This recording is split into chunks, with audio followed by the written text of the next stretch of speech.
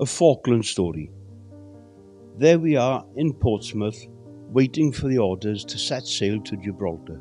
When we arrived in Gibraltar, I noticed that HMS Sheffield was alongside, just having done a tour of the Gulf. I popped on board to see a few mates and have a chat before going ashore. The next day, I got a phone call from my girlfriend asking what's going on, as she had heard something on the news, something was happening down in the Falklands. I brushed it off. I mentioned it to a mate and he said, "Don't be stupid," for he hadn't heard anything either. We set sail for a big exercise in the Mediterranean. Then there was an announcement of the ship's tannoy that we were going to meet up with the ship and take her ammunition and stores. Then the captain made an announcement saying that plans had changed and that we were going to war at the Falklands. We all thought we'd be heading north, but to our shock, we were heading south. On our way south, we exercised a lot. When we arrived at Ascension Island, we took on more stores along with detachments of the Special Air Service and Special Boat Squadron. We thought that the Argentines would have left by the time we got down there. The weather was getting worse.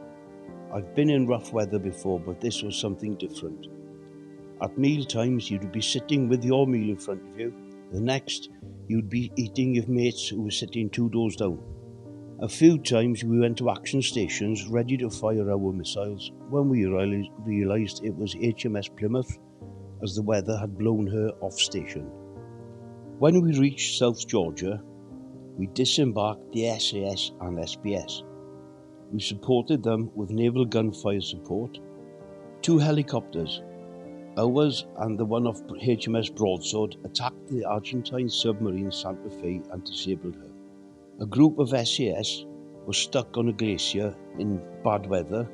2 helicopters went to fetch them and crashed. Then the helicopter tide spring went to fetch them and got into trouble and had to ditch as well. Then our helicopter went to get them. The next day there was a pipe, a call to the ship, for all divers to the diving store. I was the first one there, and the diving officer said, "Get dressed." I looked ashore, saw all the snow and ice on the edge of the sea. "You must be joking." He said no. We got in the boat and headed for shore at Grytviken, where the submarine lay. When they moved the submarine, sadly a sailor was killed. The captain of the sub had thrown their ship's logs overboard, and myself and Tiny Mills had to dive and look for them. They could not be found. However, we did recover the governor's logs, which he had thrown in the harbour to prevent them from getting into the hands of the Argentinians. It was cold. We took on board a general as a prisoner of war, also 2 civilians and 2 rare breeds of ducks, which we all took back to Ascension Island. We arrived back at Ascension Island and met up with the rest of the task force. We took on more stores, ammunition, and headed south again at a slow speed. We were exercising all the time so we could be prepared for war, but whatever you do, you can't be prepared for the real thing. It hit home when we heard that HMS Sheffield had been hit. It knocked me for 6, for the first names I heard were killed was my mate Neil Goodall and Jock Wallace. I'd only seen them a few weeks before, and they had just finished a tour of the Gulf on exercise and headed back to Portsmouth. We all thought, this is really happening. We carried on, and then the Arctic conveyor got hit. I think we all started to get worried, wondering who was going to be next. A few days later, we heard the pipe we never thought we'd hear. "Hands to action stations!" We knew this was it. We entered Bomb Alley. All hell let loose as we disembarked the troops and ammunition, and with all guns blazing. Then we heard HMS Ardent was hit, then HMS Arrow. Then all of a sudden we heard the thud of a 1,000-pound bomb coming in through our missile flash doors. It bounced off a mounting cradle and ended up stuck in the rear toilets.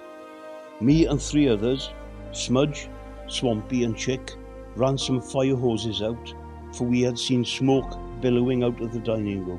Just then the surgeon commander decides to come out of the first aid post which was the senior ranks dining room.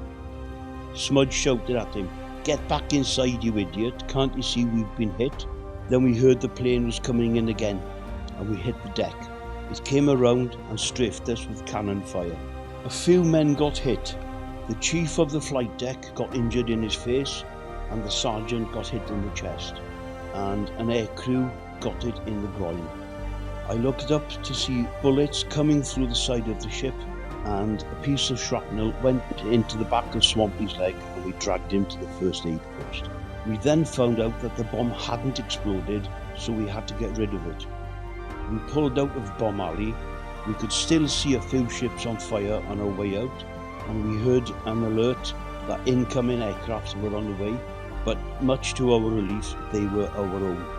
When we got to a safe place, we cut a hole in the flight deck, rigged a tripod and winch to lift the bomb out, which was armed, and ditch it overboard. We then headed back to South Georgia so we could get patched up, change the barrels on our 4.5-inch gun. By the time we had done this, the RGs had surrendered, so we stayed on station while the rest of the task force went back.